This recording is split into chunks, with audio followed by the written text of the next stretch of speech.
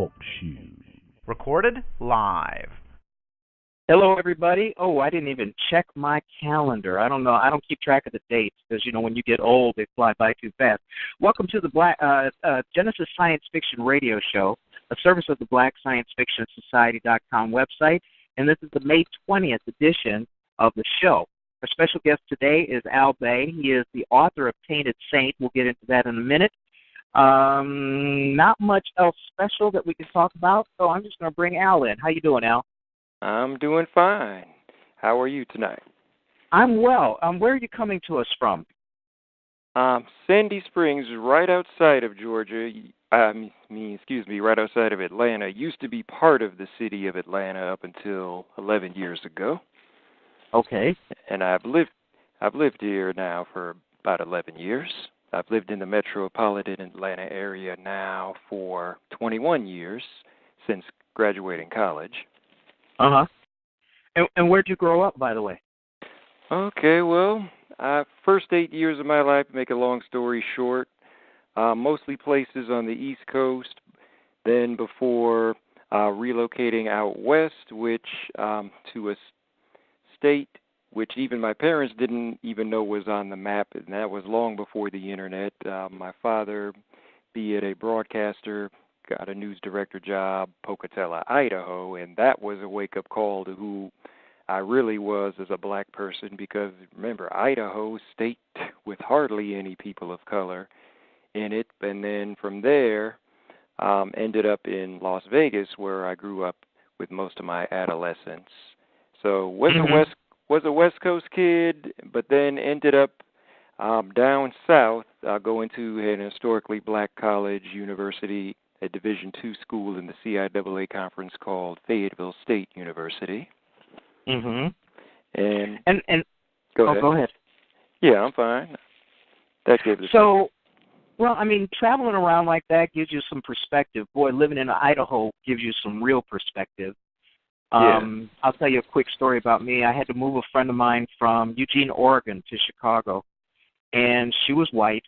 Well, she still is. And, she rented a truck out there, and we were going to drive back, and we were taking the upper passage. So we were going to go through Idaho. And, Idaho is known for having a lot of white supremacist compounds in the area. And it was the first time my wife at the time said, you know what, you ought to take your guns with you. And I'll tell you how bad things were. I disassembled my gun. I put all the parts in with all of my camera equipment and walked right through airport security, got on the plane, had a disassembled Smith in my carry-on. I don't know if you can get away with that now, but that tells you how things were in the good old days. Well, that's pretty intense. Yeah. Now, what brought you to the Atlanta area? Was this just you got out of school, you wanted to be there? It sounds like a wonderful place to live. I've only flown through there. Had layovers there. I haven't had any chance to spend time there. How do you find the city, the culture, and the people, that you have to interact with? Well, what first interested me there is I did have, even during my years at Fayetteville State in Fayetteville, North Carolina, I had relatives close by in Stone Mountain, another Atlanta suburb, and they had lived there for more than 10 years at that time, relocating from Boston. And I kept hearing, especially at the time when Freaknik was just getting hot, those were my college days, in the early 90s. Right. And as Freaknik just kept getting warmer, to its peak in the early 90s, I kept hearing, even from friends, well, Freaknik or not, Atlanta is a hot place. It's a nice place to be. So Atlanta, the hype, and I think also another part of the hype was right before the Olympics. Atlanta, in 1990, it was announced they were getting the Olympics, and also kept hearing, hot place to be, and it's a place to be, especially for up-and-coming, successful, middle-class and above black folks everywhere. And then even theologically, since I had friends who were, you could say deep into black conscious theology, was like, yeah, black people from all over the world are drawn to Atlanta because that's even from ancient mythology getting to a science, whether science fact or science fiction.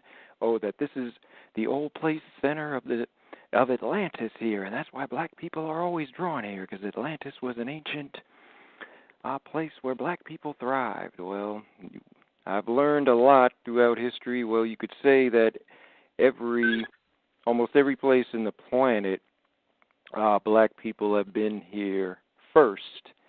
I mean, that's hardly unproven, whether you go from general Wikipedia, encyclopedia-type knowledge, even up to those who study more deep into anthropology. But all that said, it was all that drew me, again, to where I decided, hey, I'll stay with relatives and look for work here. And then eventually I did land a position. It was either going to be a job in a corporate world or go to grad school if I didn't find anything in the summer of '95. And so I did land a job first at, back then was AT&T Network Systems before the split up happened with the Mama Bells that turned into the Baby Bell. The Baby Bells, Yeah. But I ended up working for the network systems part that became Lucent Technologies. Oh, and which eventually, I guess at least the telecom part is now Avaya, right? Last I heard about Lucent is eventually, well, at least that facility I used to work at in Atlanta suburb got bought out by some Japanese company, but I know some of the Baby Bells got bought back up by AT&T. Yeah, they did.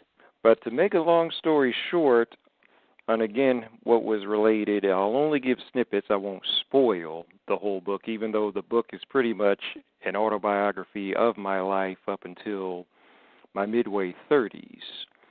Well, see, now you just jumped ahead about a half an hour into the interview. That's okay. Well, don't worry. That's fine.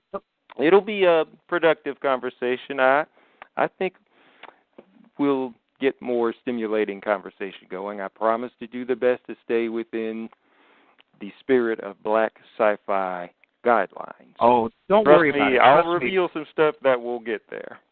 Yeah, don't worry about it. You have to trust me that I know how to drive this boat. But anyway, I mean, Let me ask you this. You know, you hear all of that hype, over the years, and then you move there. Does Atlanta live up to a lot of that hype? I live in Chicago, okay, and Chicago has its own mystique. Chicago has its own I don't know, its own habits, its own claims and things like that. But then I hear about Atlanta, and I hear about it being, kind of like the jewel of the Black South, and that, well, I mean, I'm just telling you, I'm things that are said about it, and so, I'm always curious about that because like I said, I have not been able to visit. I have been able, I do know the airport fairly well. But then when you hear all of those things about culturally what Atlanta is like for black folks, what was your discovery? What was your experience? I mean, did it live up to the hype, much of the hype? Or yes or and just no. Crazy? Yes okay. And no. I will explain the let me say the joys of the hype it lived up to, and then, of course, the disappointments. There were both on there. I'll at least start with the good points first, is that, yes, Atlanta culturally, especially pertaining to black folks, does have a lot going on. I mean, when I first got there were only maybe 3 film festivals. Now, across the whole state of Georgia, most in the metro Atlanta area, there are about 30. Atlanta the state of Georgia is now the 3rd highest grossing film revenue state, right behind Cali and New York. Again, with so many migratory people from all over the world moving here, I mean, whether before the Olympics, during the Olympics, and after the Olympics, the melting pot area Atlanta is thriving business-wise, culturally, tourist. I mean, it could overtake, be it You never know within the next 5 to 10 years, even that soon, be it the new, whether you can call it the new Hollywood of the South, the new Silicon Valley of the South, even the new Wall Street of the South. And yes, it has got the second richest concentration of black folks, not just in America, but the world, right behind Prince George's County, the D.C. suburb. Okay. So, on that sense, and that's what I discovered checking out the local scene, getting there, is that, oh, yeah, plenty of successful black folks, but the disappointments came to me quickly as well, too, and where I struggled individually, correlating with the disappointments is that even though Atlanta has got perhaps the, you could say, most high-profile quality in terms of wealth class of black folks in the world, is that, wait, and even though I'm on this job at Lucent Technologies, 23 years old, making $40,000 a year, I'm still miserable. Mm-hmm. Why is that? So again, correlating between that energy going on to where, hey, I'm struggling socially, even though I can be around plenty of successful black folks, is, well, mostly I'll say it was what I had to discover is that, well, I struggled to live out my childhood and then had to deal with torment, depression, and anxiety, repressed, leftover, and then correlating with the black folks, my uncle was, of course, telling me, well, he told me from the get-go, even when I was staying with him for a few weeks in Stone Mountain while looking for a job, is that, no, Atlanta, all these bougie black folks who got paid off to the big lie to say Atlanta is the place to be for black folks, this ain't a nice town. Here, you going about, they got paid off by big businesses. I'm like, whoa. Now, even though my uncle can be crazy and comes across like the character Uncle Ruckus on the Boondocks, literally. I mean, we all, sad to say, unfortunately, have those type of folks in our family, you know, those who hate black people, and even though they are black. It may sound funny and ridiculous, but often true. My uncle, I won't say his name respectfully because, hey, I love him and he's still a great guy, but he's one of those in the family who will not bite his tongue on how he feels and calls it as he sees it, even if it does sound harsh and cruel. Well, was he right? Oh, no. Well, even though I do have white people in my family, because I do have... No. I meant a part about how... Well, my uncle, Atlanta he is a black man. masquerading. He is a black man, and he tends to... Again, he's like an Uncle Ruckus who will say... He'll often say, and pardon my French, with the N-word. I don't even like that word anymore, but he says it on the regular, N's ain't I mean, again, that's tip. Imagine being a kid growing up listening to a bougie black parent who will always tell you, oh, nigga, the N-word ain't shit. I'm like, my God.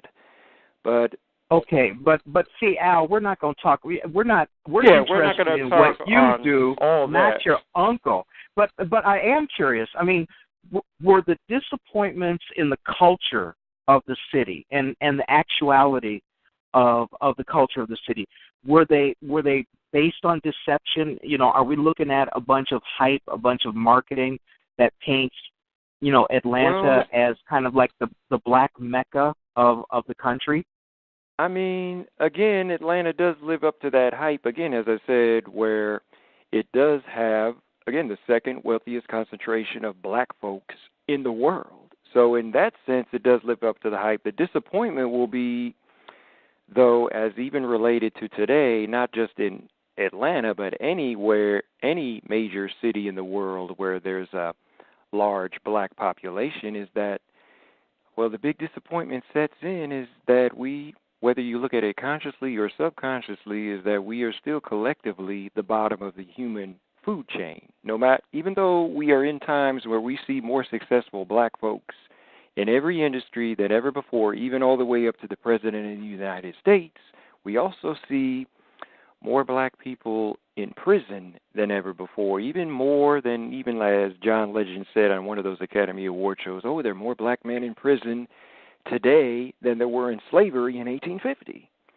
Now, I didn't get exposed much to the prison environment, even though a good close friend of mine used to work in a prison, and he left that job because he said it was too depressing seeing all these brothers in this environment. Now, that close friend of mine was a big influence of mine and helped get me through the tough times to where I went through the anxiety, the depression, the mental breakdown. Now, getting to how this relates to the crux of my book and even to the spirit of this show and to the organization of Black Sci-Fi Society, before I became Atlanta's unofficial urban rock minister, because what helped, again, get me through the tough times, mostly my own individual fault and not just the disappointments of Atlanta. I mean, the thriving culture here in the city of Atlanta is that, well, Atlanta has more than just, you could say, booty-shaking, bouncing music. It has a diverse array of black music from every genre. Jazz, R&B, and rock even. And discovering the local music scene, I discovered musicians and singers from at least 6 rock bands that have played on all of Outkast and Goody Mob's albums. And that influenced me and inspired me, combined with, as I said, friends of mine, and then even when I was checking out the Black African Conscious lecture circuit in Atlanta, is, well, there were cats deeper into theology, conspiracy theories, Afrocentric history, even deep, and this may shock you, Satanism.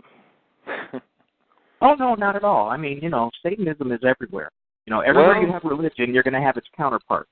Well, but I'm not even going to talk about Satanism quite as a bad thing, even though, of course, it's got its negative consequences just like any other religion. But that surprised me as, again, a best friend of mine from college who also was living here in Atlanta, again, checking out the local circuit, I ended up going to a lot of lectures, and here's where a big influence, besides checking out local musicians, came into me being eventually a DJ, Atlanta's unofficial urban rock, black rock music selector, since I hosted a radio show on WRFG for nearly 6 years.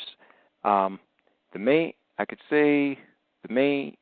of these lecture circuits that inspired me on this idea that black rock musicians, urban alternative musicians, were the next wave going to be that, move us into an advanced stage of music and awaken our consciousness and finally get us moving forward collectively.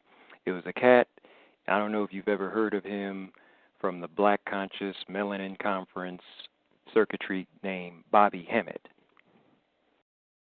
Have you ever heard of him? Or even, say, another lecturer, or guys like Henry D. Bernardo, Reverend Phil Valentine.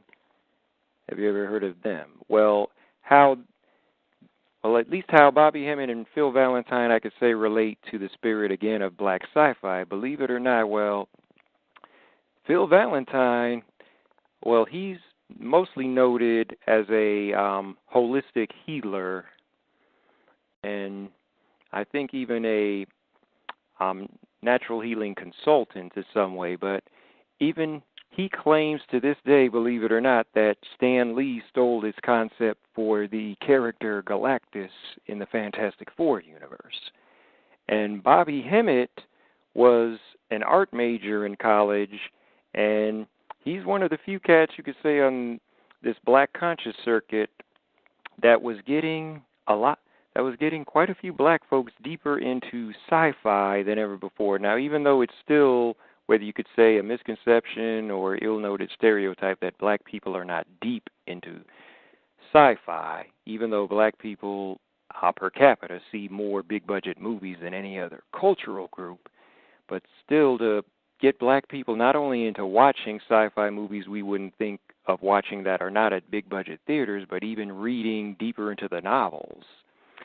So the way Bobby was able to correlate that stuff, showing how light, not just art imitating life, but life imitating art, was opening up consciousness to see how relevant not only black culture is to everything that's going on in big budget sci-fi movies, but also even negatively how they're used systematically to keep us asleep if we don't read deep into the stories.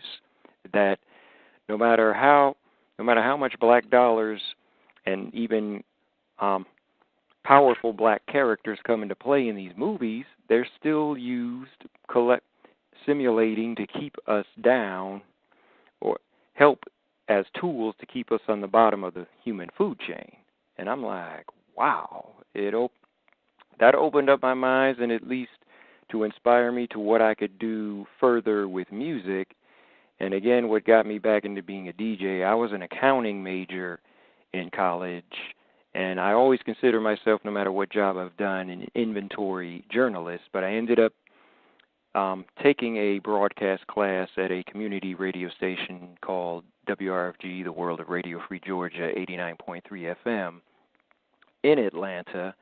And I didn't know what type of show I was going to host. I just knew I needed that, hey, this was the direction I need to go. People always told me I had a radio voice. I think I can credit that mostly because my father was one of the first African-American broadcasters as a correspondent for a major network, major television network.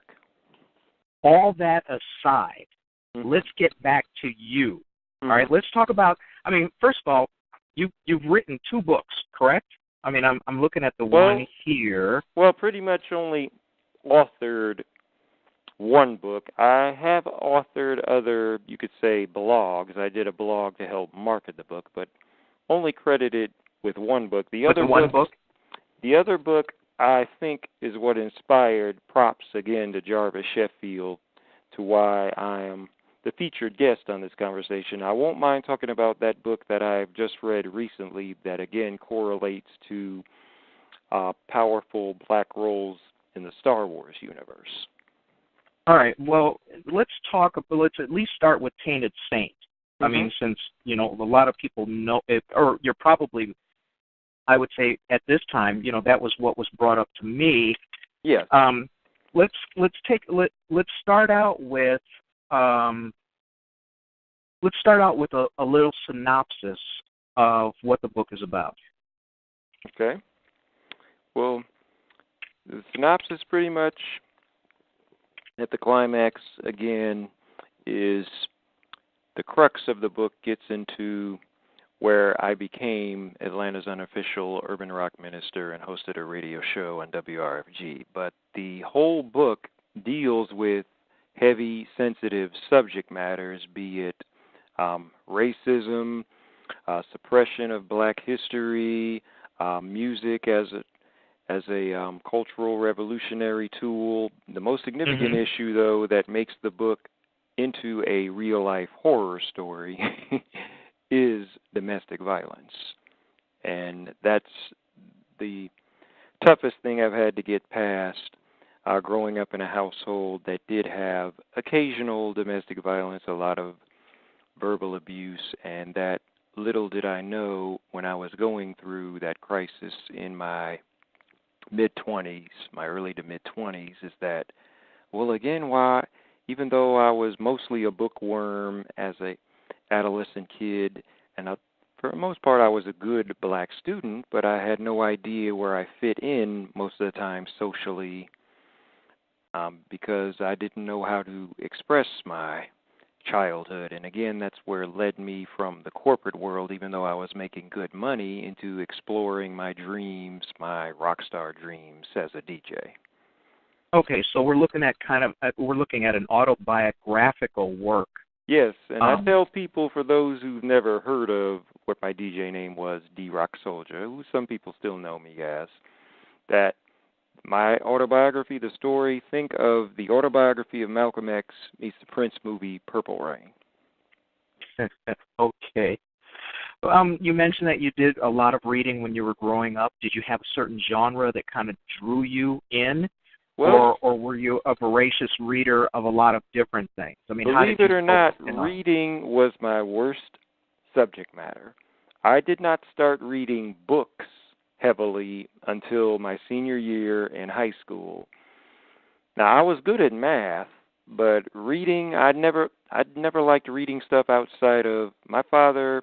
I even in the fourth grade, had to be held back. I was nearly held back in the fourth grade because I was struggling with reading, and I even had a major depressive episode then, to where my parents had to send me after school into an after-school program at a children's behavioral center because I was so down on myself because my father was also very down on me. I struggled to read, but finally my father helped influence me by getting me to read the sports page because, hey, I liked sports, baseball, basketball, football, but I never liked reading books much. But what finally cracked me in my senior year of high school into reading a lot of books, and one of the first books I read was the autobiography of Malcolm X. What finally inspired me to read more was my father had, you could say, an emotional breakdown where he was struggling at work. He was working as a manager of a radio station, but he was taking too many orders and getting into too many feuds with a supposedly redneck white woman who was listening to mostly country music, but yet she's still on the board of trustees of a black urban radio station, the only one in town, in Vegas, so to speak. So with that emotional breakdown, he told me, listen, read up on your history. Don't you know about great athletes and great people, what they've accomplished, and all the struggles they went through, even been killed? Read up on your history.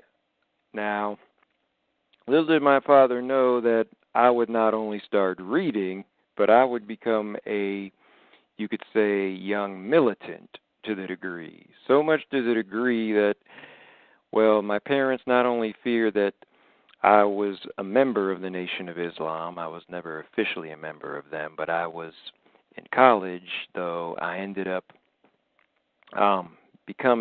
hanging around cats who were involved in nationalistic black organizations like the Dr. York's New Wahhabian Moors, and then what opened up my eyes deeper into, you could say, prehistoric ancient black history, like with ancient Kemet, the Nubians, Egypt.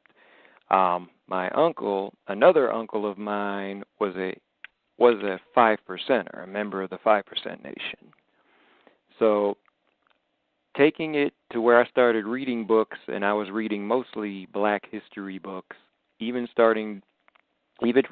was not only reading about, of course, not only great civil rights or black athletic sports icons, I was even starting to read stuff by Huey Newton, Eldridge Cleaver, Stokely Carmichael, and my parents were scared that, oh no, you're getting too radical. Not only were they scared of me eventually getting deeper into these black national organizations, they were also scared that I was becoming a member of a cult.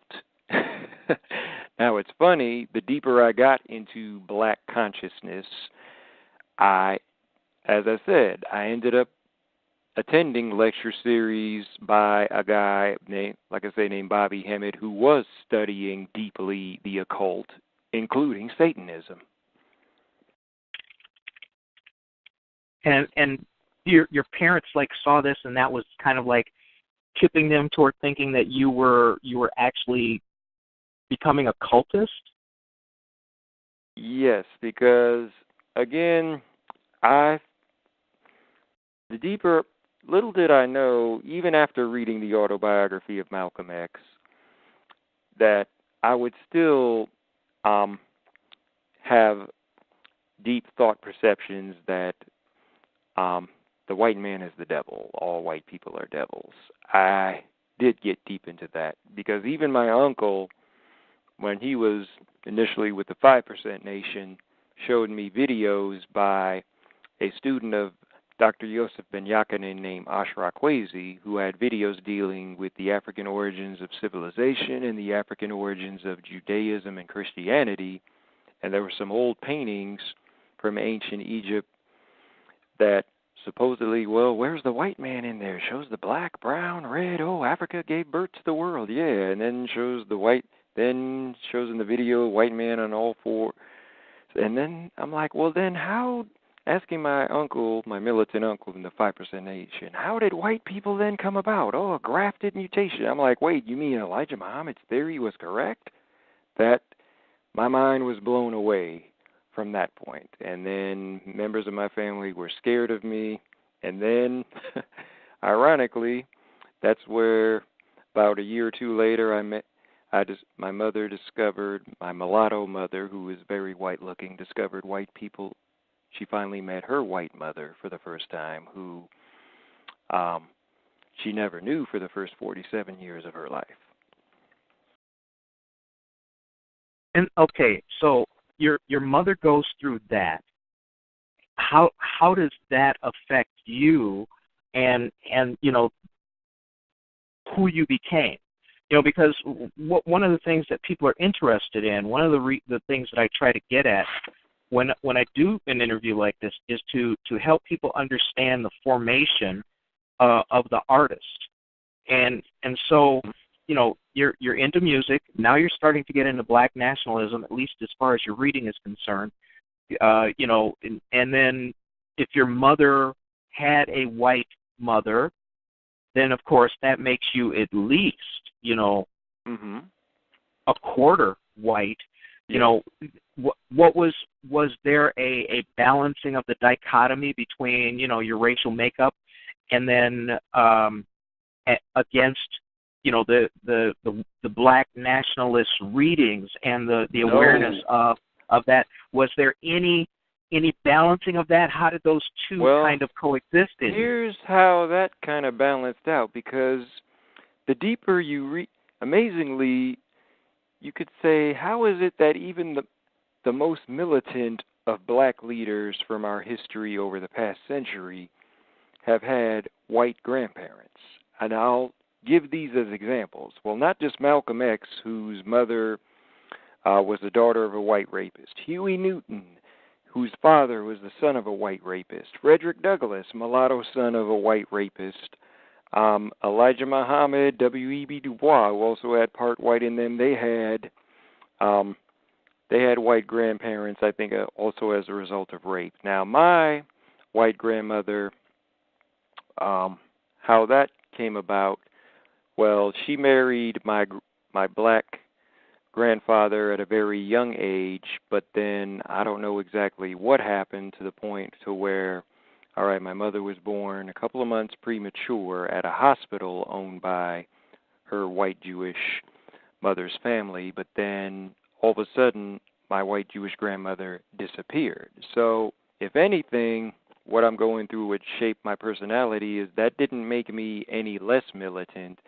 Eventually, of course, I did meet my white grandmother and all my white relatives on there, and did form a decent relationship with them, even though it was difficult at first because, of course, nobody was more frightened than my white grandmother on this, because it's like, oh, afraid I'll never love her, to the standpoint. But it's like, well, even before meeting my white grandmother, me and my sister used to say, well, the white in us is obsolete because we're living in a society, hey, one drop of black blood, you're black.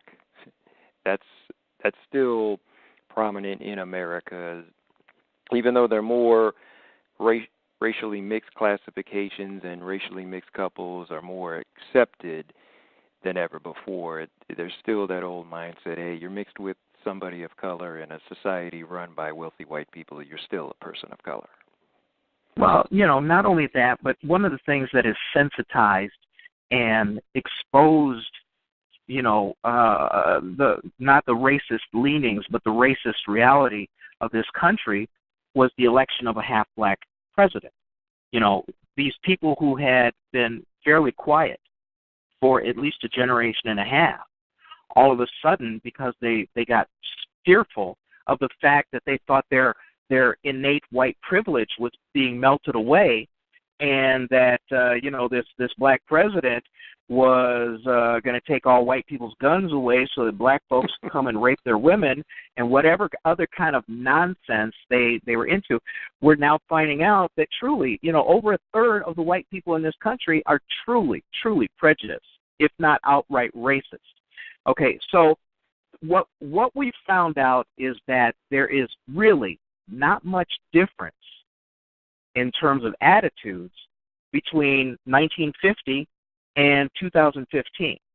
And I also think that the ascendancy of a demonstrable racist like Donald Trump, his full-throated, what do they call it, dog whistle racism, has empowered white racists in this country to stand up, be counted, to beat up black folks, things like that. And so you have to ask yourself, when you look at how you were raised and also the period of time that you were raised, the things that you saw in terms of the dichotomy of race in this country, how does that suggest,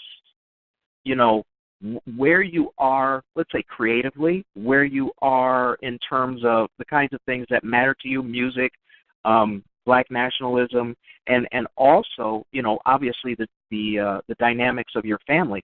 How does all of that combine in you, and how do you, if you do at all, how do you express your feelings on what these issues mean to you?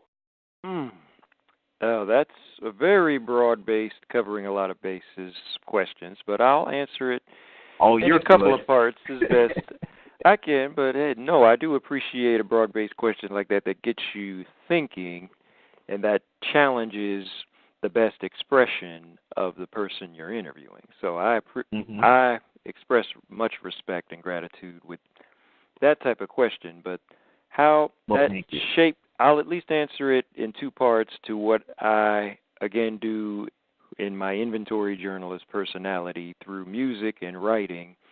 I think those two aspects, again, finding my niche, at least living out my inner child niche as a DJ, and writing more and learning how to write in a healthy way that's going to empower people as opposed to drive them away. I mean, I think those two avenues helped me to be the best person I can be to all of humanity, and not just black folks, but all of humanity for that matter, because I truly do feel that even though humanity itself, from every culture that's contributed, has made forthright an abundance of scientific and medical advancements, we are also now more challenged than ever before to where we may be dethroned soon from the top of the food chain. So that, without getting negative, just further inspires me to say, well, it's time where I am at this stage in my life now,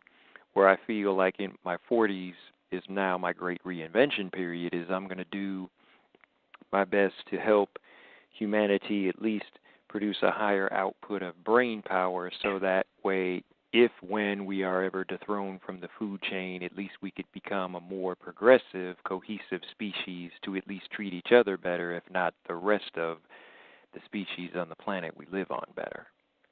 Okay, and so given that, where are you getting ready to pivot to or toward in order to kind of start fulfilling that mission? Well, I think in a way I'm already on the mission. I may not be exactly where I'm at, where I want to be career-wise. Again, I went through, of course, one of the layoffs from a company I worked for 16 years, Turner Entertainment, a subsidiary of Time Warner. I went through their first round of what they call the 2020 initiative in late 2014. And now I'm to the point of 2 part-time jobs, but at least I feel that even though there's a new field, whether you could say of journalism or neuroscience or literature that I want to get into, that maybe only 2 schools in the whole country, if not the whole world, only have, so I'm still researching that. But I think at least I'm on the right path, even though I don't have exactly the positions and the role in society of where I want to be, but at least I know at least my intentions are still good, and I think I'm at least on that path. I don't know where that path will change or end or go forward. Mm-hmm. That will eventually not only elevate black culture, but elevate all of humanity as well. Well, you've already demonstrated, that you're a writer. Plus, you have a vast, I would say probably a deep library in terms of what you know about music. You have a number of creative outlets like that where you could start producing works that begin to change the narrative, or at least help people wake up to things that they may not normally see on a daily basis. Mm-hmm. Have you considered, going and using the talents that you already have, or do you think? I mean, a lot of people your age try to reinvent themselves so that they can do something more fulfilling or something that they may have always wanted to do. Some people, stupid people call it like a midlife crisis or something like that. But no. But there are times when you look around and you go, "Hey, I can change this." Yeah. Mhm. Well, so go ahead. Have you given? Yeah, I'm just curious. Given that you're already an author, and given that you already understand, or at least my take is that you already understand the underpinnings of music and what makes music the motivator that it is in other people's lives, have you thought about maybe something along either of those lines in order to express the creativity but also the mission of opening other people's eyes? Well, I can give you two examples of where my passion, my interest, and even focus lies on helping, using, as you said, my past experience, skills, talents, and helping open up eyes and moving people forward. Well, music-wise, you could. Sorry. That's okay. I better. Again, I'm staying energized, eating on a sandwich, but I better not choke on it. Thank God. No, we don't want a mama cash incident here. Yeah. Yeah. Thank you again for your patience. You okay? I apologize to everybody listening in on that. Yeah, I'm fine, but I'll at least say my example, even though musically I'm less involved with the scene than I've ever been since I first started as a DJ, I still would not mind. Oh, yeah, I see the comments. Don't talk with a mouthful. Thank you again. I apologize. I apologize to all the audience members out there. Want to give a better presentation, but again, I am calling from home and just got back again from a road trip, but wanted to again be as professional as possible on here. But again, with music, even though I'm not as involved as I used to be, especially now being more of a middle-aged guy, I'm not going to go hang out in shows like I used to, and knowing that, okay, my body is more sensitive to hard music that I was spinning a lot of. However, because what still may motivate me on that, where if somebody with a sound business proposition wanted me to do some spins at a show, I'd do it, because it's like, wow, there's still, even though black people in alternative music is more common than ever before, and now the collectives, there are more music collectives. When I first started, Afropunk wasn't around before that documentary hit in 2003, and I was one of the first to interview the director and producer of that film, James Spooner. I would still be willing to do that, and not also as a way to help promote the book as well too, because it's like, even though technology is so advanced now to where literally anybody can be a DJ, just pop open a software app from their smartphones and have their own mix going, it's like, hey, there's still very few. I consider myself more of a selector than, let's say, a mix master, like even going back to the roots like Grandmaster Flash. Sure. But still, I still have my old CD mixer system that can still put forth an amazing mix of what I like to call, and that's what inspired my publishing name, tribal metal, because that was my favorite type of, you could say, rock was spinning, was metal bands who were using tribal rhythms. And it's like, wow, I never knew when first getting into rock music in my mid-20s that, sure, rock music can be the crappiest music on the planet, but when done with above-average skill, it could be the most amazing, uplifting, conscious, awakening music ever. Sure, rock and hip-hop will, for the most part, always be young people's music, and it was like, what was I doing, late 20s into my 30s playing rock music? But it's like, again, I think, even though it's amazing, rock and roll, this is music that black people form but yet hardly listen to or play. Well, it's not true in the sense that, hey, black musicians, even though from the 80s period to where it seemed to be a peak, I think it was just the way corporate labels had steered to where they're like, all right, black bands became nearly obsolete, at least in the mainstream, because labels were pushing towards, session technological work to produce these pop hits. However, black musicians were still around doing much innovative music and were highly at the forefront of the alternative rock music, be it bands like Bad Brains, Living Color, Fishbone, 24/7 Spies. I mean, it's bands like these, no matter how much mainstream success or how much bad breaks they got from major corporations, that did set that trend for mixing heavy rock with funk, disco, R&B, jazz, you name it. Well, I also think that, when you talk about corporate power, corporations want to, they definitely want to set the trend in order to make money.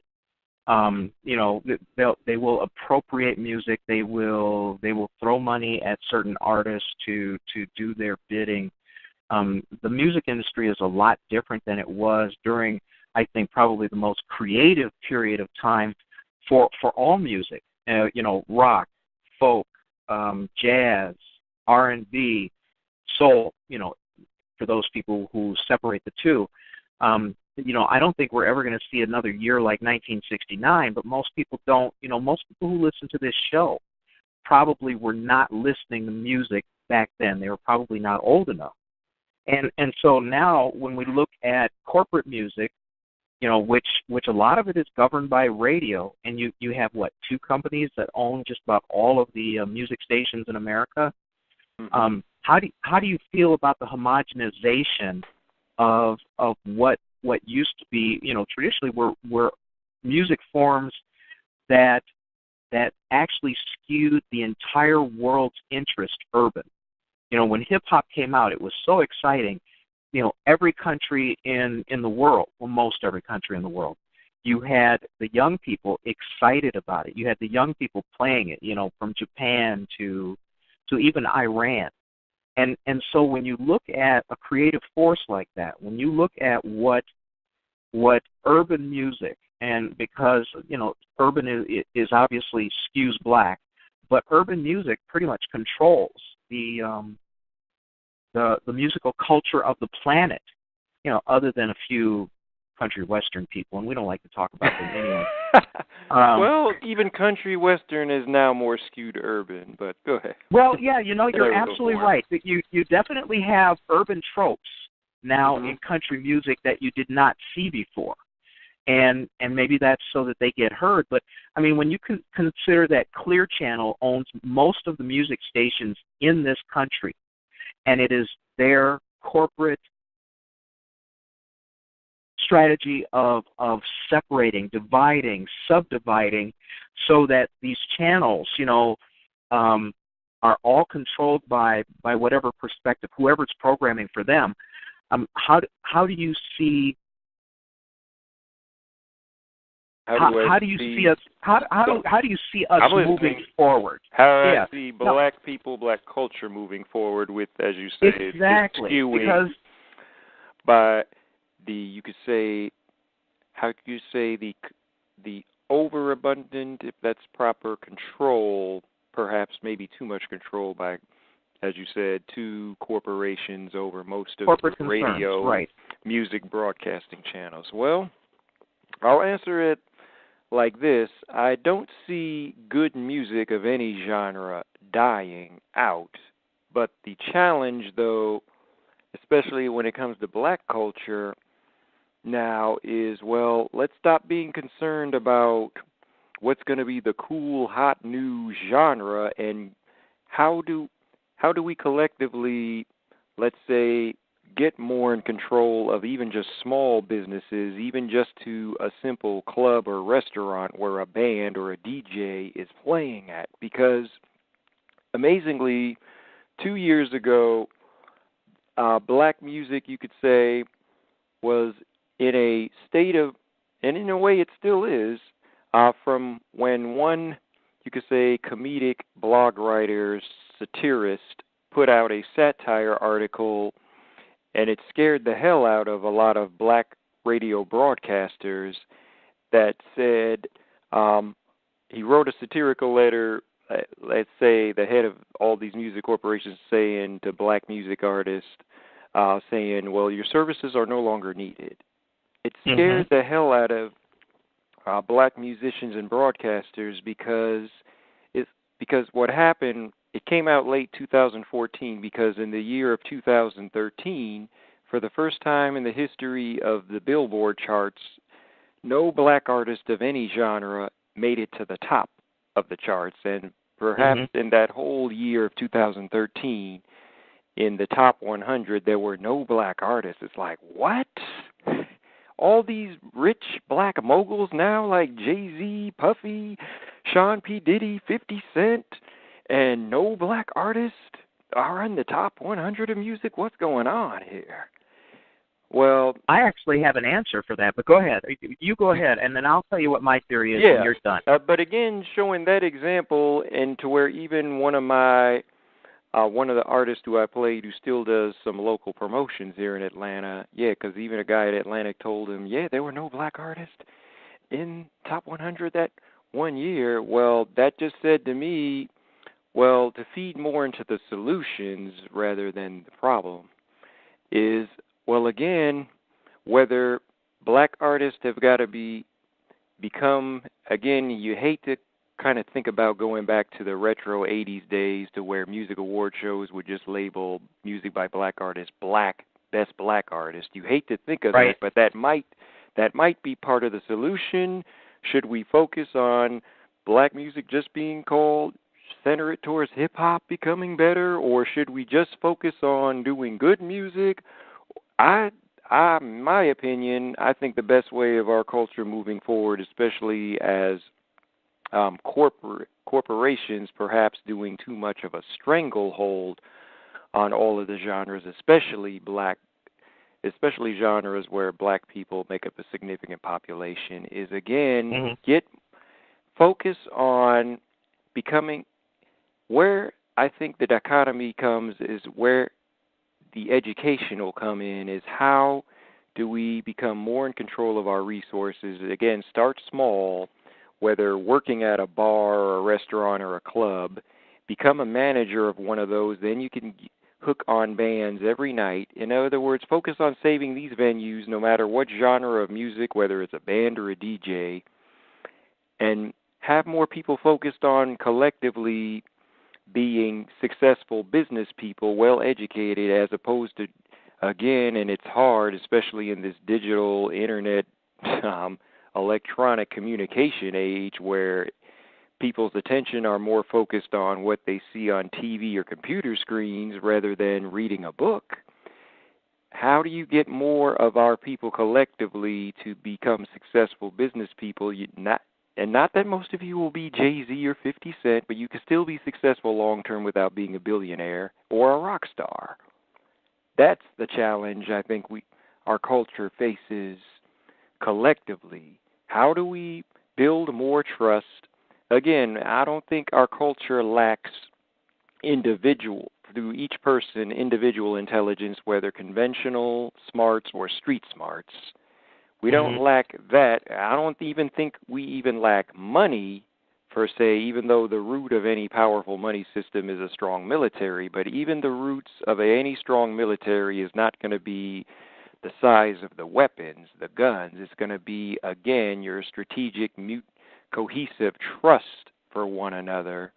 And that's where black culture continues to be on the bottom of the human food chain because, again, we don't have that cohesive trust. That was the problems, whether going all the way back to slavery and colonial times, is, well, that's where we still remain the most vulnerable to be exploited. But, again, that's where, I'll express gratitude and respect for the honor of being a featured guest on this show and feeding more into solutions. I think, personally, that black scientists, intellectuals, even some will call nerds and geeks, that's the last, best, final frontier hope for moving our culture forward collectively. We have too much marketed amongst us, too many thugs and not enough geeks. Not that being a thug is always going to be a bad thing, because sometimes it is a good thing.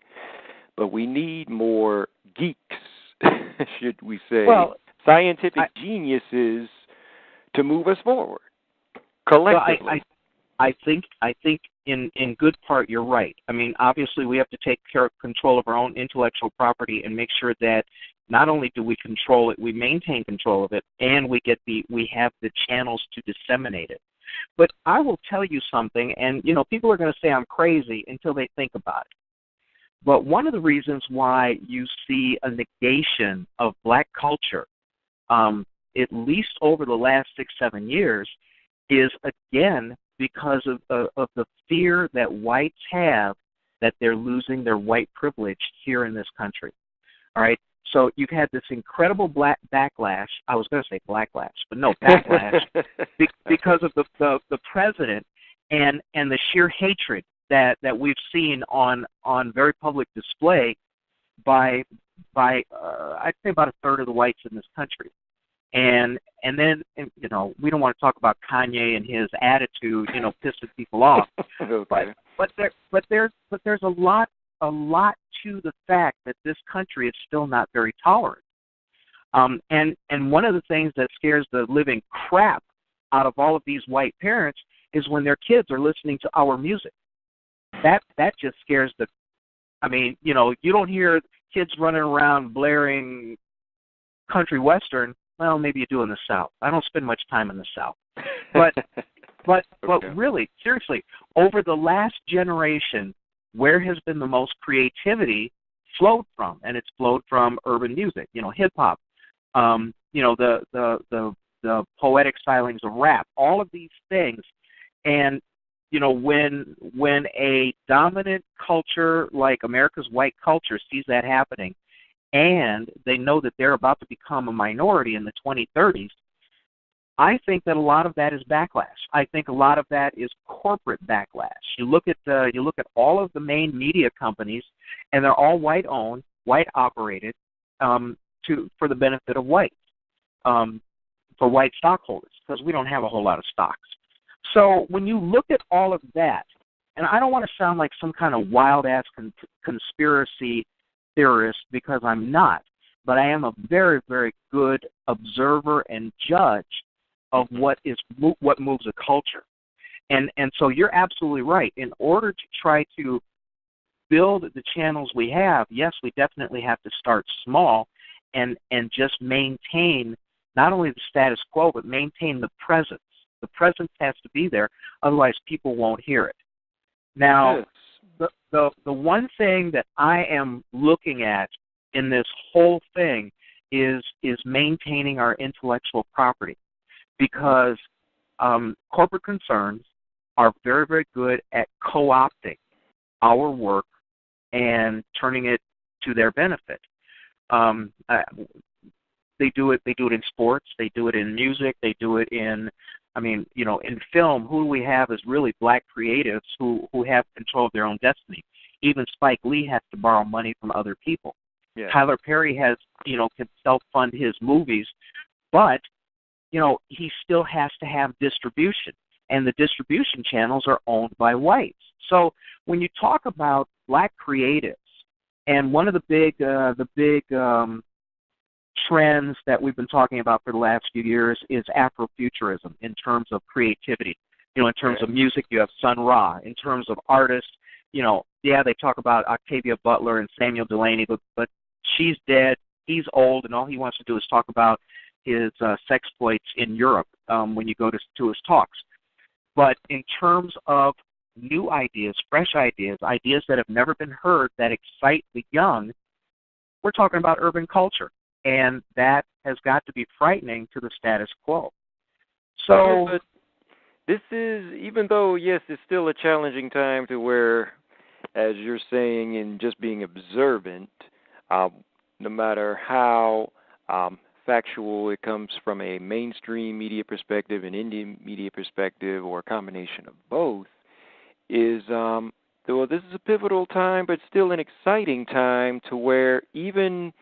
you could say, whether you could say the smartest of white corporate media culture, or even just those who have been around all types of people, we see examples of this to why you will have more powerful characters, black characters in big budget movies, even superhero and sci-fi movies more now than ever before, because, well, the pivotal part is that even though, yes, more your blatantly racist whites, and now even those who have been in the closet may be coming out more because whether they've been angry more so than ever, whether because of a black president or because of a tough economy, because, hey, these, whether you could say militia groups, predominantly white, Tea Parties, they were even upset even before Obama got in office, saying, well, the roots of their anger has even been through the Bush era because,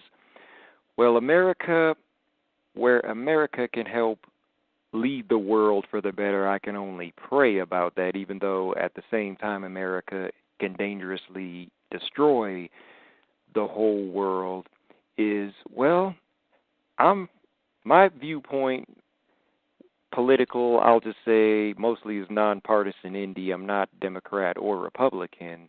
Not to say that there's not good phases in the Democrat or Republican Party, but where I feel politically, this represents my point, and even just passionately individually, I think America, to move forward and to help move the rest of the world forward, has got to be how to blend in better with all cultures of the world. Even though America is still leading edge with people from all over the world moving here, America, to move forward, has got to learn how to stop bullying the rest of the world and how to lift up the rest of the world for the better. And we even, getting to the subject matter, again, in the spirit of black sci-fi or even science fiction stories for that matter, we see that, look, most of your big-budget sci-fi action movies cannot survive without ethnically, racially, genderly, even sexually orientation diverse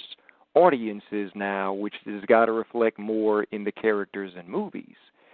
And where the inspiration for me being a guest with Jarvis came about is because of a book I read recently, which in my opinion, I have no factual proof yet, was one of the test previews for what we saw recently in the most recent Star Wars movie, The Force Awakens, to where, hey, your characters are now people of color, women in the lead roles, and maybe even though the director hasn't revealed it yet, maybe even some LGBT characters coming in and sexual orientation coming in soon, too. Well, that is true. And one of the things that just drove conservatives out of their freaking minds was finding out that what's-her-name in Frozen was probably a lesbian. I mean, they lost their collective minds. And the very nature, the definition of the word is of conservatism is to conserve. And what they want to conserve is this country back before 1850. And that's just not going to happen because their own kids are betraying them. All of these single issues that these people lose their minds over, LGBTQ issues, this transgender bathroom BS, all of these little brown people that they're so worried about coming across the border, all of these issues point to the fact that they have an inability to face reality of today and the coming reality of the future. And so when you have these really dumbass white folks who believe the notion of white exceptionalism, and that notion gets completely destroyed by a black man being in the White House and being elected 2 times by 2 landslides. This is a problem. And see, what happens is we get a financial, we get a cultural, and we get a financial and cultural backlash. Okay, and the financial and cultural backlash is no black folks winning Billboard. Okay, in the Billboard top seats. We see it in. This is an old thing that really pisses me off. We see the fact that George Lucas had to self-fund Red Tails, about the most significant air squadron in World War II. We see people trying to, they're losing their minds because President Obama is going to go to Hiroshima. I'm half Japanese. Obviously, I've got issues. My whole family on the West Coast was locked up in a concentration camp in Utah during World War II, and they lost all their stuff. Okay, and this is because of white fear. All right, you've got white fear now, and they ginned up this fear about Muslims. Aren't Muslims the most the largest percentage of believers in the world? If they're not, they will be. I even read one article. They will be by 2040. Yeah, so they're trying to tar them all as some kind of Assassin's Creed of a religion bent on destroying America. Here's the trouble. When you talk about black creativity, when you talk about books, when you talk about comic books, when you talk about music, when you talk about video, television, movies, the fact of the matter is most of that is governed by money. And we are not the purse string holders yet. We're getting better. We have a few wealthy people out there who are funding things. We have become very, very adept at doing twice as much to get half the credit. Okay, and that frightens white folks as well. When they lost all their jobs in 2007, 2008, and 2009 here in Chicago on the North Shore, these people don't know how to live on a budget. These people don't know how to shop on a budget. They don't have the survival skills that we have had to develop since 1619. All right? Mm-hmm. So there's a huge, huge, huge cultural divide that affects everything we do. And when you talk about trying to be creative, trying to get movies out there, look at the little nuggets they threw us. Oh, Black Panther was in an Avengers movie. And we're supposed to be, it kind of bothers me when everybody is celebrating like, hallelujah, we won the lottery. What is it? It's one black character. All right, get some freaking perspective. We have maybe 1 or 2 really, really popular shows, and the reason why they're popular is because they're well written and well performed. Again, getting the money to do the things that we do, I think, is the biggest hurdle that we have to overcome, not necessarily the cultural divide. But the cool thing is that things that we do in this country, things that African Americans do in this country, I'm talking about that half of me, not the Japanese half. The Japanese half, that half was busted curve in all the classes. But anyway, I think that we're going to have to give some serious thought about what you said, some serious thought about being able to control our own destiny. And that's more than getting one thing done. That's more than getting a movie done. That's more than getting... Agreed. Yeah. What it means is re-empowering, the black community in a way that's forward-looking. We need the education. That's obvious. And a lot of our parents are getting much, much better at squiring their kids through school. But we need. Oh, go ahead. Yeah, I'm sorry, but hey, you've made a lot of great, valid points, and I'll only just add to that, again, without dragging too much stuff out. Again, sure. I'll just reiterate, and again, I pray for everybody listening and who's not listening, but who may hear this subconsciously and who will listen to the recordings on this.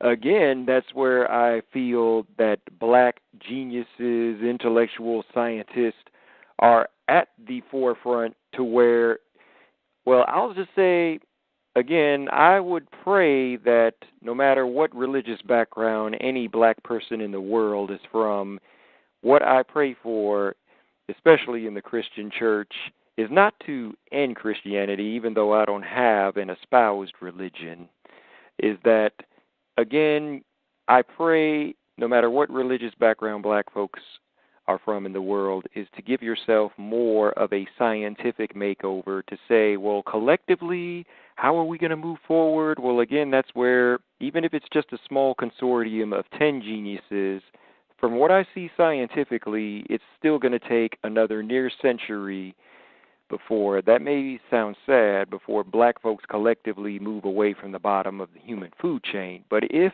and I pray for this every day, and I'll try to do my best to reinvent myself again to help others while I still have somewhat of a young spirit. Again, praying for some small consortium of black geniuses that'll figure out how to move most, if not all of us, collectively forward far less than a century. Because, I mean, I don't know if you'll agree with me or not. The reality is we could have another 10 consecutive black presidents, and we'd still collectively be the bottom of the human food chain. Well, yeah, that's true. And here's the reason why. I'll tell you exactly why. Somebody here's, let me just answer this question. Can we collectively go head-to-head with Hollywood?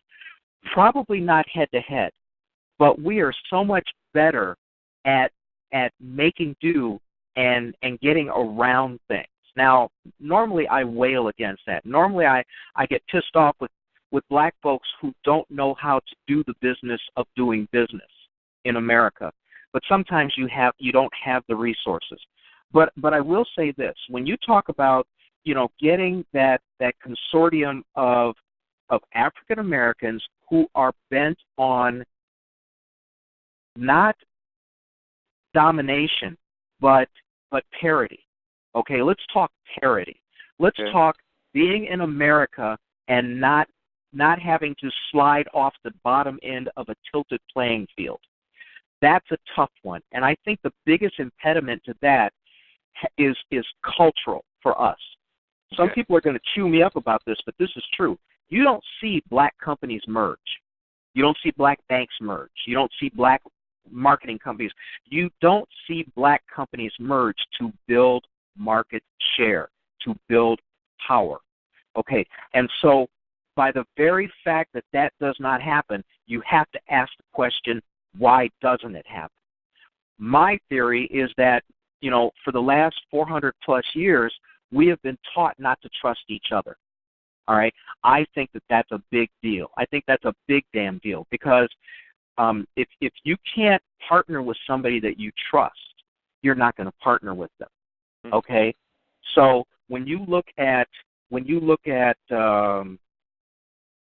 let's talk about some of these black marketing companies. Thomas Burrell's company. He's been doing very well for a while. Now the big multinationals and the big American corporations that used to throw dollars toward urban advertising because they wanted to try to get as much of our money as possible, they are not doing that anymore. So what does a black marketing firm do to survive. Well, wouldn't you try to find another one that had some pretty good accounts, get the two of you together, and then go after bigger and bigger and bigger accounts? Maybe so, but it doesn't happen. All right, you don't see two black entertainment companies.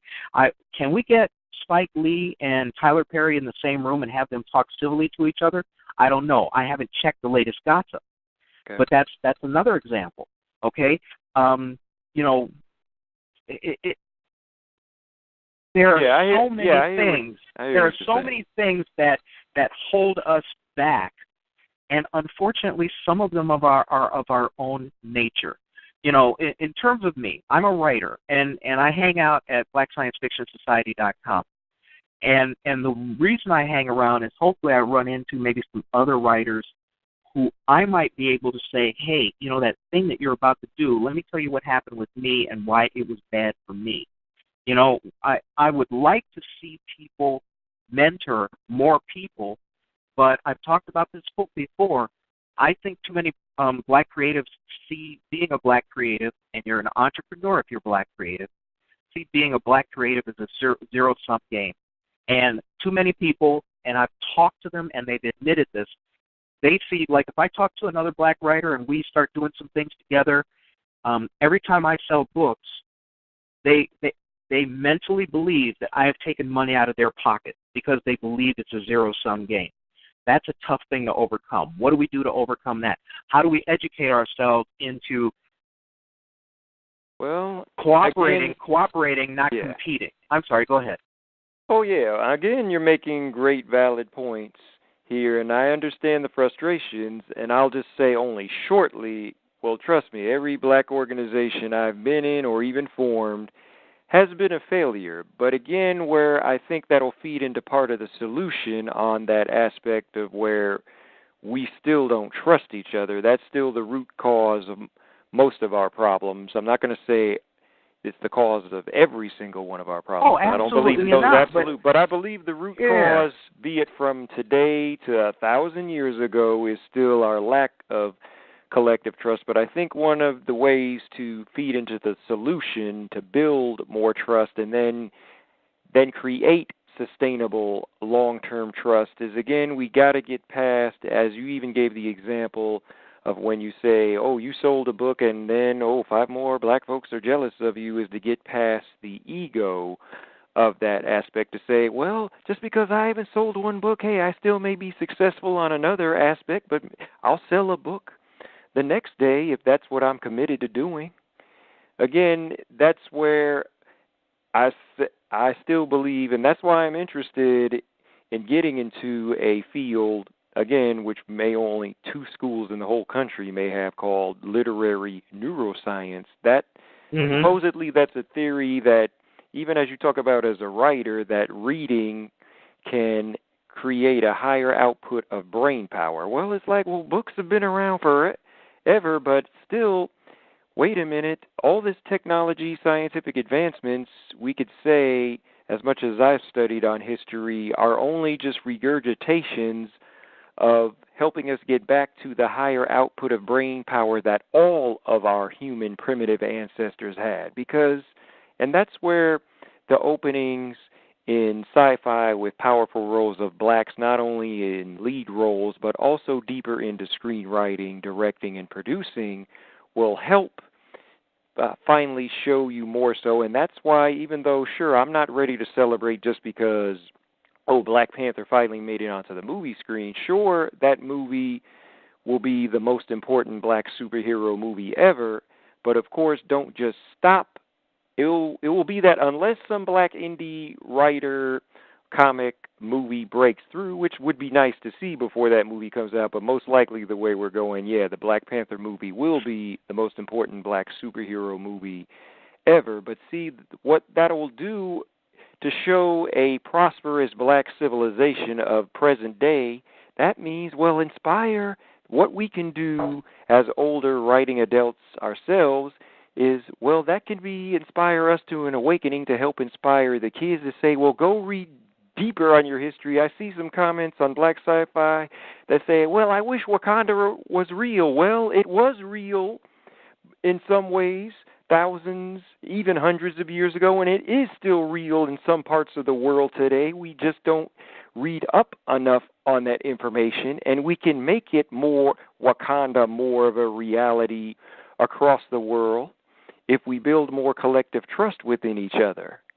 And see, the vital importance of Black Panther also, I'll say shortly, is, well, why, of course, they were going to do, even though, sure, that movie, it was finally, 30 years in the making. I remember hearing about Wesley Snipes trying to do a Black Panther movie when I was in college, but that fell through. That was in the 80s, wasn't it? Well, 80s or the early 90s? In the 90s, I would say. I remember hearing about in the early 90s, Wesley Snipes wanted, with his production company, to do a Black Panther movie, but he ended up doing Blade instead because of what he said was litigation hell. Well, in my personal opinion, the studio just withheld rights to that movie because, again, it just, for whatever reason, even whether you say corporate, geopolitically, or even militarily, because the military is involved in big money too, well, still maybe too dangerous to see a black man with this high degree of political and military power. But why it's more important than ever, whether Black Panther or John Boyega as Finn in the Star Wars movie, why it's important these simulations are coming more from, and why I believe George Lucas perhaps risked his neck to put out the Red Tails movie, is because, well, again, humanity, even as a whole, going through heavy changes to where we may be dethroned from the top of the food chain by robots or aliens.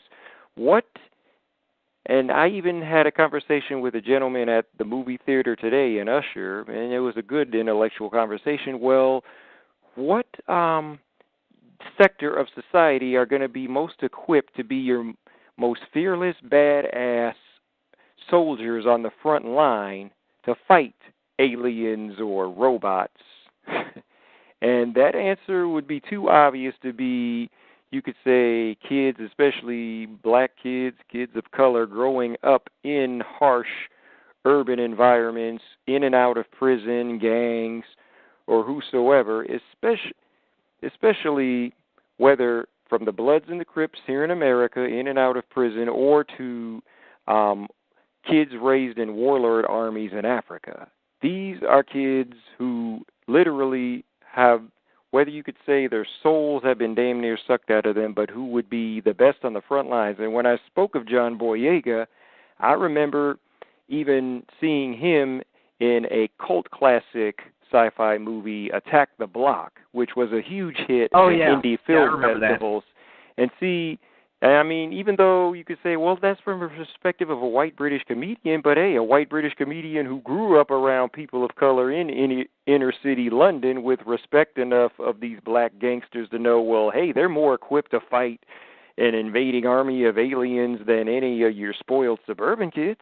I'd have to agree. And John Boyega wasn't the only black man up for that role.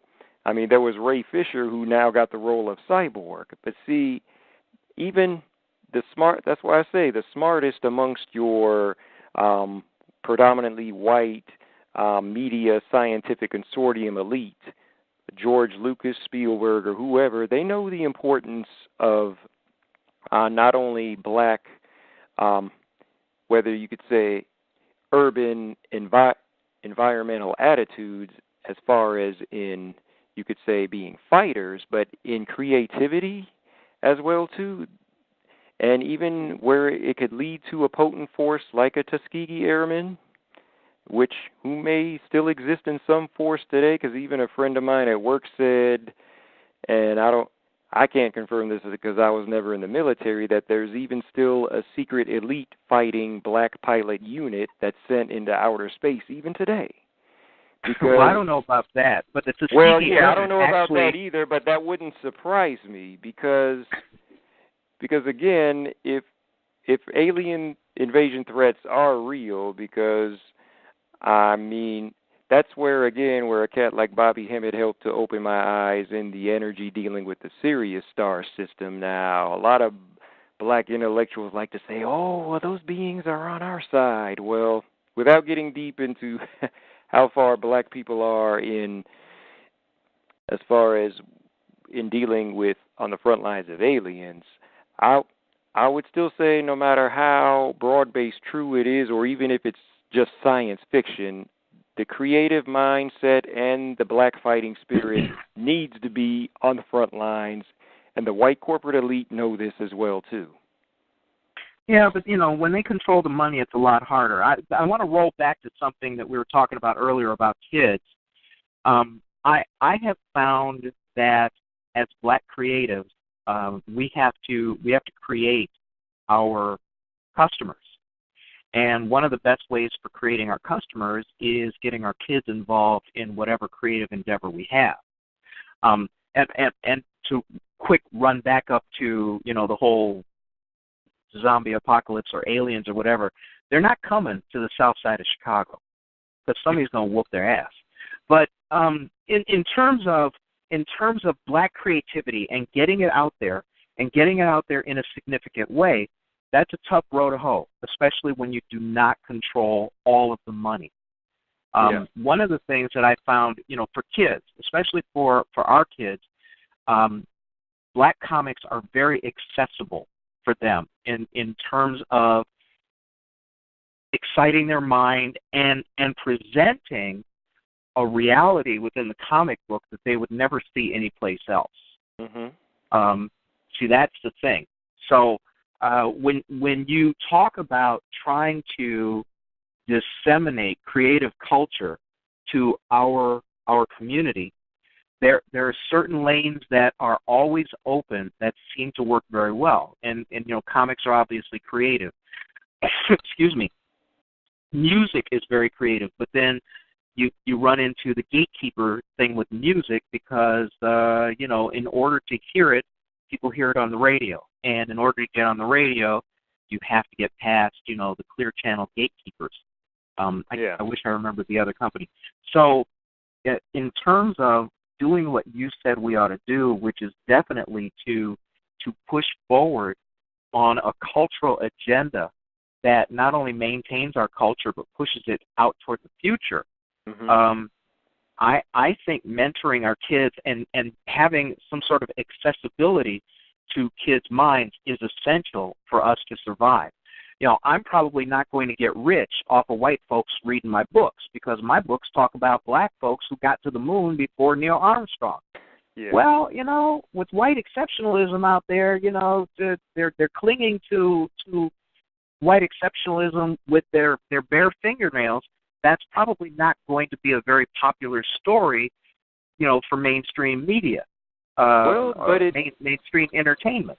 Yeah, but it can be a popular story, but it's a matter, again, of not focusing on, the white gatekeepers holding us back. I would say, I would encourage us to focus more on, how, again, do we build more of that cohesive collective trust and that disintegrates much, not all, but at least a lot of the egos out of the way to where, look, if most of us studied enough of our history, we could change it more with sci-fi stories to where a story like yours about black people getting to the moon before Neil Armstrong can, even if that wasn't exactly true, it could eventually become true in this universe or even another universe. That's opening up that's what's great about these sci-fi universes, or what they call alternate universes, is they do reflect, then eventually become true in the universes we live in these dimensions that will change not only the betterment of our future, but even changes history. Because, see, the dangerous part, even a former friend of mine, even though we parted separate ways, but still he had a good point to say, even after looking at a movie like Django Unchained, is that, it was based on a true story, even though the character wasn't true, because it was based, you could say, on a black bounty hunter named Bass Reeves, who some say was the origins of the Lone Ranger. And it's like when white people or people non-black know more about our history than we do, they can change it. They can erase it. They can whitewash it.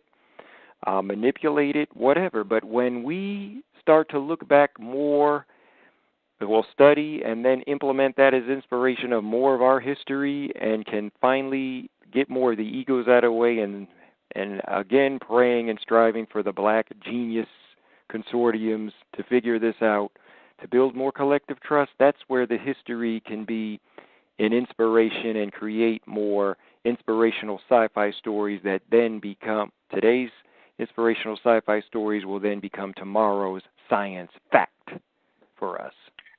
That's probably true. And there are, I mean, when you have an entire culture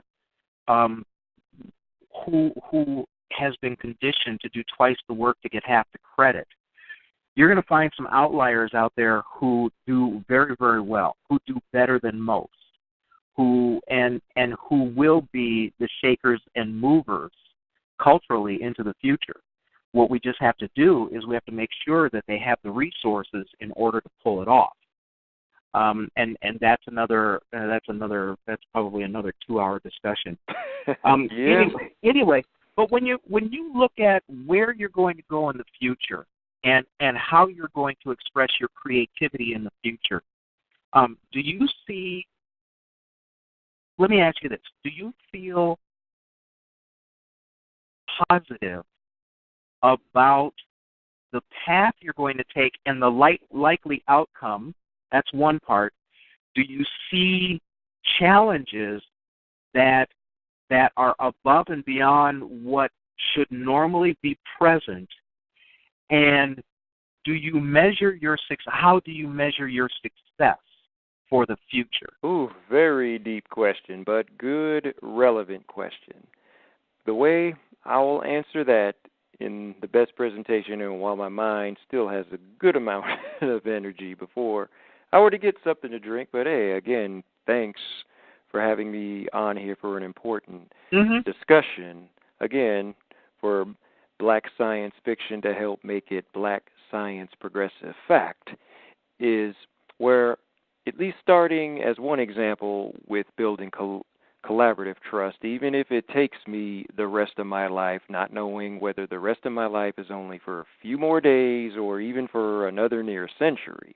I would like it to be a good, near, prosperous century. Again, there are an abundance of scientific and medical advancements available to everybody now. But even as you said, the challenges come in is, again, getting not only the financial, physical resources that will make these productions happen, but even the simple thing, before I were to do something more creative, again, whether speaking with Jarvis or a couple of other illustrators I know, and then forming just one cohesive deal to turn, which I'd like to do writing-wise, which is to make my long 422-page autobiography into a shorter, condensed graphic novel.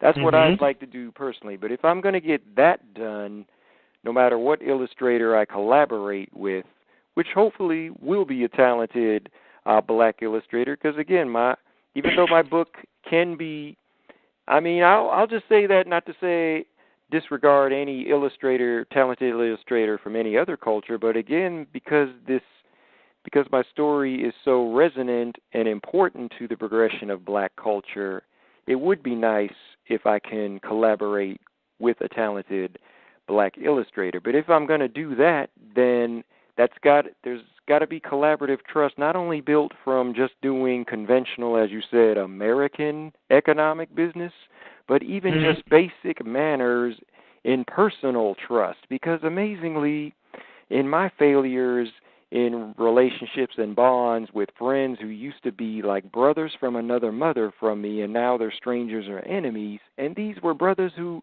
had smarts, whether PhD smarts or even street smarts or a combination of both, but yet we failed.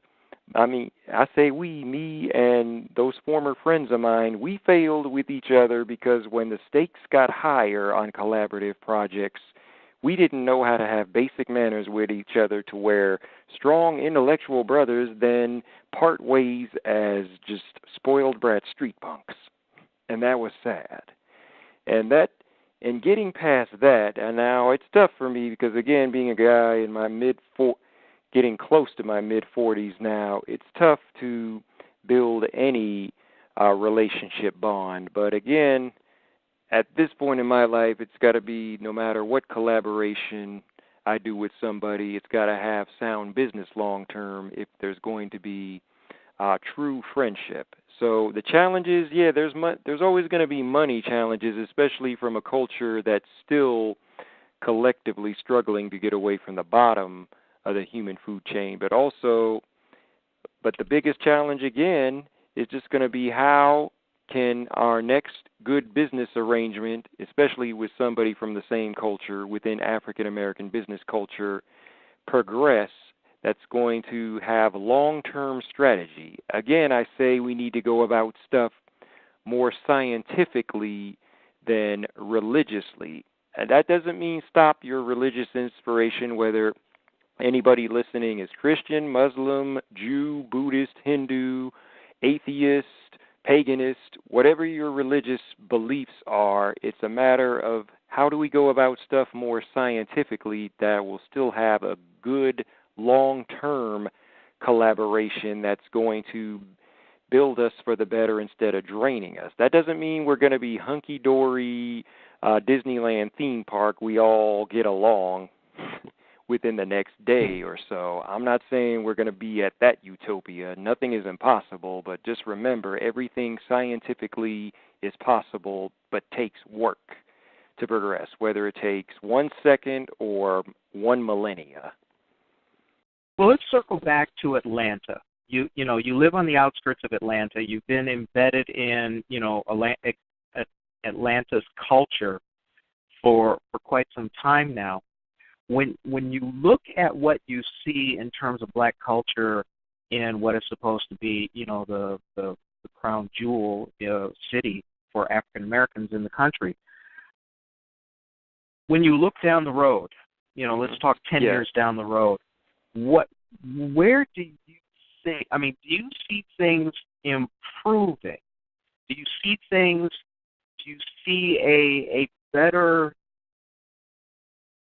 more trust, more communication, probably a better circumstance for amassing, greater and greater power, and even, banking, money, investments, do you, how do you see that living right where you are? Because this is kind of important. Yes, let me make one example. Okay, let me give you one example. You got Ferguson, Missouri. Okay. You got a majority black populace. And up until very recently, almost every cop in that town was white. The city council was white. The mayor was white. Things have changed since the shooting. But obviously, in a majority black town, you had all whites in the positions of power. Okay, that is not necessarily so in Atlanta. Atlanta has managed to kind of break that mold. And so when you look at Atlanta as an example of where we are today, how do you see, where do you think Atlanta is going to be 10 years down the road in terms of a mecca for African American creativity and financial power? I will answer that, I'll say, in as broad-based as honestly as I can, but not trying to get too negative in that question. But again, still being forthright honest so I don't sound like I'm sugarcoating questions. Because again, I experienced the highs and the lows, the joys and the disappointments of the hype of Atlanta of being a black mecca. Well, Atlanta may be the most important city in the world, period, to any culture, because, not only because of booming businesses, media, technology, and so forth, but it's the home of the CDC, Centers for Disease Control, so it's got every known and unknown disease on the planet. If this city suffered a zombie apocalypse, it would make Walking Dead series be, good God, the whole world being like that? Oh, my gosh. But anyways, getting beyond that zombie apocalypse fear, why I state mention that little tidbit of information related to black folks moving forward, let's say within the next 10 years. I'm not certain Atlanta will even be regarded as the black Mecca anymore. It might be another city. I'm not sure which it is, because even though, as you mentioned, Atlanta may be far ahead of Ferguson, Atlanta can become like Ferguson any day, because the urban landscape has changed not only in Atlanta, but every major metropolitan area I could speak for in the United States, to where more black folks, people of color, live in the suburbs, and white people have now started to migrate more back into the cities. And as for examples, Detroit, Chicago, New Orleans, cities that had black mayors for several decades now have white mayors. Detroit elected its first white mayor in 40 years 2 years ago. And even in Atlanta, Auburn Avenue, historically black Auburn Avenue, you find a lot of yuppie white folks moving down to that area, back into the city, forming startup businesses. They have, and they mention respect for the black business owners who thrived in that area, but they're moving back into the cities because it's like, hey, the traffic jams, Atlanta being perhaps having the worst traffic of any metro area in the country, and yeah, people, especially white folks, are tired of it. So the way to get past the traffic mess, especially younger white folks, is to move back into the cities where these big corporations are based, and to where, hey, black folks who are tired of the hustle and bustle of the city will move more out to the suburbs. Even one example of where the danger of where a black suburb can become in it, even in Georgia, like a Ferguson, because it was amazing how Cobb County, which was mostly for a long time predominantly white, I go to their Cumberland Mall one time during the holidays, and I'm like, wow, this mall has got 80% black folks. Now, see, that's the danger of a Ferguson, because, hey, most of the businesses are still white-owned. Because, see, that's, again, which goes back to us where we got to establish more collective trust amongst each other. Stop waiting for the next Obama or Jay-Z rock star, political star, black billionaire, black Wall Street star to come along and just say, look, you could be a success. You could be a success even if you worked your whole life at McDonald's, as long as you just save your money. So, you know, I just had a thought. One of the things that we do is we don't kind of invent and hang on to things. I mean, I'm wondering, just indulge me for a second. What do you think would happen if there was a Facebook just for black people that was made by a black person? Well, I mean, here's the thing. There are, you could say, black social internet sites like Facebook.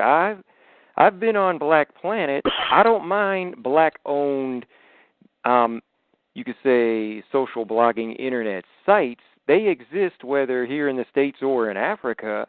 They're black. Right. There are plenty of black startup businesses. My problem, at least respectfully, will say with Black Planet, only praying they get better, is a conversation like this back and forth between two people on Black Planet is few and far between. Because even though Black Planet will try to recruit me to send me emails to say, oh, here's what people have been tweeting or texting, most of the conversations are just about their relationships or what job they got today. Now, not to say that stuff is not important. The only time I had gone deeper the last time I was on Black Planet was when a black doctor was presenting some advice, and he called himself the Black Doctor on Black Planet.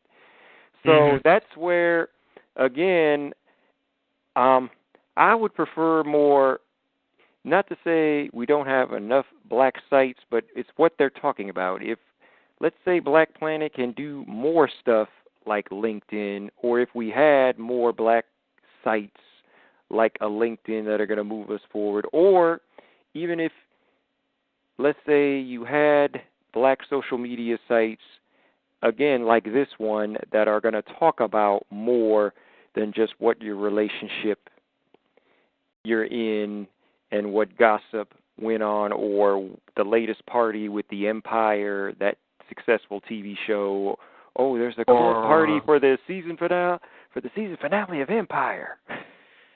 Or the myriad lies you want to tell about yourself that have nothing to do with who you are really. Oh, did I say that out loud? I am so sorry. I had no idea. Hey, brother, I know the frustrations that come. Again, it's not that we don't talk about this stuff. It's a matter of how, whether we relate this stuff through frustrations or even talk about the good things that have gone on. At least, well, I went to church and God forgave me for all that. Well, how do we then implement it, take responsibility, your God-given responsibility, and implement that first into a strategy and then into, as you say, a sound business plan, especially here in America, and make that happen? I would like to find a network where, I mean, we have one creative network here in Chicago where we have a lot of black creatives. Excuse me. It's called the Chicago Independent Artists Network, and people actually seek other people out for work. You know, like when I am getting the crew for a movie and maybe even casting, that's the organization I go through. But there are not that many organizations nationwide where we can work effectively with our own talent, and it seems a shame to me. And I take that back. There could be. I don't know about them. Okay, I don't know everything. I certainly don't know everything. If I knew everything, we never would have met. But here's the thing. Well, no, I'd be in an island someplace with a whole bunch of dough. Well, to know everything is to know nothing. Yeah. It's okay, bro. Yeah, exactly. So you know, I would love to see more cooperation between, you know, black creatives, and also I really think that it's essential for us to mentor our young, because not only are we creating our own, you know, our own customers for whatever creative arts we do, but hopefully it's passing on the same kind of creative attitude to a new generation. Well, and here's, I'll say, at least one hope that was partly mainstream, as you spoke about collective film and black people at least working together. I'll say as an example in why I would vote for this filmmaker as president. Even though I don't agree with most of his actions, at least he makes full-throttled effort.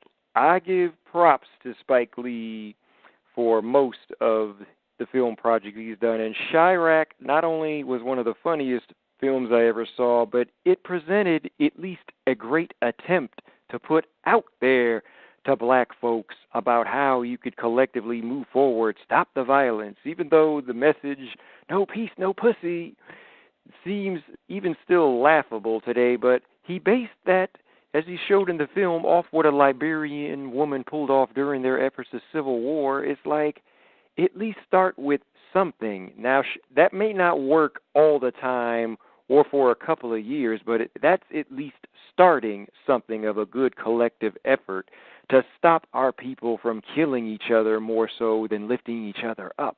I give praise to that film, and how he got famous black actors from diverse backgrounds, a couple who couldn't even stand each other. Hell, even Spike Lee and Samuel L. Jackson at one point got into a big argument, couldn't stand each other, but amazingly hooked up for that film in a collective effort to move us forward.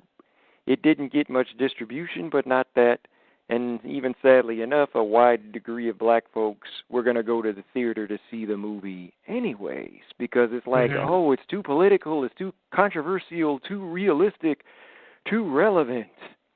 And again, it's where if we could look at that to say, well, at least that's a good start somewhere. No matter how much you like or dislike or disagree with Spike Lee, at least give him credit for starting somewhere.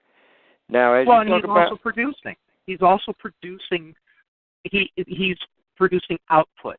You know what I mean? He's making movies, and you can't discount that. You cannot minimize that at all. You know, I'm sorry. Go ahead. Oh yeah, no, you made your point, because hey, I could say only enough praise about the movie. Now the challenge is with a movie like that simulates how we could come up with in each metropolitan area peace accords. How do we put that into play on the regular to where black on black homicide will stop being the leading cause of death amongst black males? Well, that. I know that's a tough issue that I know. Well, yeah, but that's also could that's still also take years or even decades to solve. But at least, like I said, with the praise I've said for that movie, is Spike Lee started somewhere. So what do we do to act on more of that? Well, again, we could talk about that for hours. Maybe one solution will come. That's where, again, praying, saying, putting that out there to the geniuses listening to this radio show, that I pray they're already coming up with some stuff now, or if they have already come up with some stuff, then how to implement that on the regular. It's going to take a lot more, well, not only brain power, collective genius black brain power, but how even to get the simple manners, even that's a challenge, as I mentioned, 2 black PhDs to get past their egos to say, well, look, let's just test both ideas and see which one works better long term. Mm-hmm. Yeah. Well, yeah, no, I get that. I don't do films that are of a so political nature, or at least cultural. You know, they're not. I do comedies, but again, having the wherewithal to do it is still rare. You know, I had to play the American business game to go ahead and get the funding for this movie. You know, I did a business plan. I did I did my budget. I did this. I did that. I did a trailer. You know, I went the conventional way, and I think it was because people were surprised that an independent, you know, a Japanegro independent went and did all of that work. that they deeded me with a level of confidence that you don't normally see. I mean, not very many people for their first feature are going to get a budget of several million and then get that money. You know, it's funny you hear about Spike talking about his first movie where he was doing guerrilla filming. You know, they'd run out in the streets. As he said, he was Kickstarter before Kickstarter. Yeah, exactly. On that one show. So, yeah. And that's the other thing. You know, if someone else and belonging to this network up here in Chicago, when there are people who will call me up and say, hey, can you give me some advice, or can you help us produce, or can you do this or do that? And I rarely turn anybody down, and it's not because I'm getting paid big money or anything like that, but I want to see young kids, you know, and we're talking about kids in their 20s. You know, they're coming out of Columbia Film School, and they're trying, you know, you got them trying to do, you know, a movie, trying to put together the funding, trying to understand what it takes to put together a good crew, and I want to be invested in their success, you know, not for my personal gain. So if in terms of you writing your own autobiography, let's jump back to that because we've got a few minutes left. And for those of you who don't know, hang on, I'm going to drop the link back in there to your Amazon page. Yeah, I did have a website, but austerity measures, I had to take it down. But again, and not to just self-promote myself, but again, because the book has been out for 4 years, anybody listening on this call who will, LinkedIn is usually the best way to reach me, but you can email me at drocksoldier@aol.com. A lot of people still know me by that email name. I will give you half off on the book, electronic or print. I still have both copies available. And again, I'm open to listen. Right there. Yeah, and again, I'm open to listen to collaborative ideas with illustrators or even coming up with sound business plans. Right. So, again, I'm open to that possibility. But even one example I can give you as a movie, and I did this, believe it or not, I had a very small 30-second role in a black independent music film called Cat Sean and Oz. Props out to Boston Fielder, who used to be located down this way, is now up in New York. He's organized herb alternative music festivals for maybe a couple of decades now. Even though I worked all day, like 10 hours, and only got paid $1 and didn't know much about the film, I was glad to partake because it was good to see, a music film about a black alternative genre. And we've had now a couple more films, and hey, even though I didn't like the language, even though my book is filled with a lot of horrendously foul language, I still give props to the movie Dope in there, which just happened to be executive produced by Puffy and Pharrell Williams. I at least know had a soundtrack on it. And I think one other, I don't know if it was Russell Simmons, but hey, I went to see that at the theater, and I was like, wow, this was a very smart comedy a very smart teen comedy film about a black nerd. It's like, man, I mean, even though we're in the time where it seems it's cool to be a nerd, even though black nerds, black and Latino nerds, it's still not cool to be nerdy amongst and Latino nerds, at least not widespread. Even though it's becoming more common, it's still very small, few and far between.